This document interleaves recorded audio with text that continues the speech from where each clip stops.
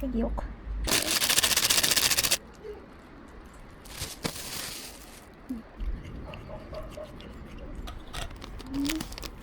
Sugar.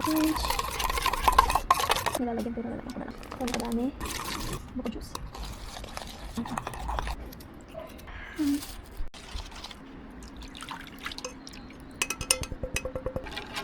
Gawin na natin. Glucose. Tapos, yan.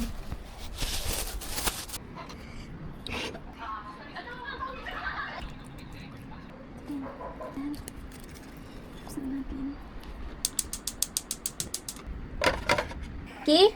Ki, help me please. Hawakin mo yan. Pag ako hawak dito. Go. Sige pa, wait lang. Yan, very good. Tapos i-flip ko nung pala yun. Yan. Thanks for your help. Ang ginawa mong buko pie. Uy, muntik pang lalaglag mahulog. pa. Hindi yung buko pa. Buko wrap. Buko wrap. Buko wrap. Wow, hindi ka pa talaga sa corner humiwa. Diyan ka pa talaga. Ayoko ng corn. Binutasan mo pa talaga.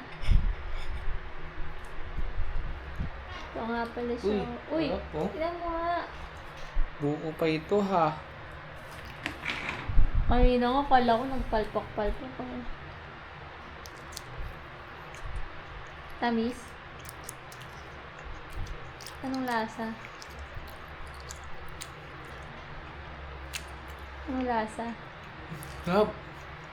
Buko pie. Weh! Patingin mo nga ako. Galing ah. Hindi siya sobrang tamis. Hmm? Hindi siya matabang. Hindi. Sakto lang. Baka matabang ko sa may matamis. Pero sa akin. Oo,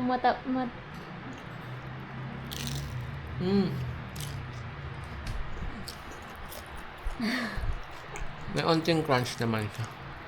Unti lang kasi syempre yung ano lang, kung ano lang yung natusta. Sige mo nga ako. Tikman mo. Tikman mo. Oh, tingnan niyo muna. Look at that. Look at the layers.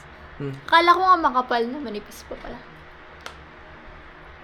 Tignan mo, buko pie na hindi masyado matamis. Diba? Buko pie.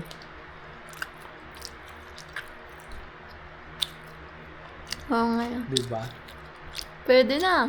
Ano, pwede na. Magkano yung gastos mo dyan versus sa buko pie?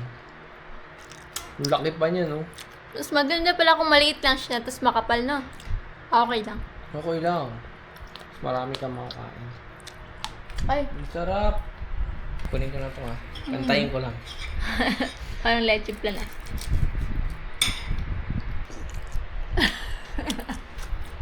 Ang laki ng ilong mo,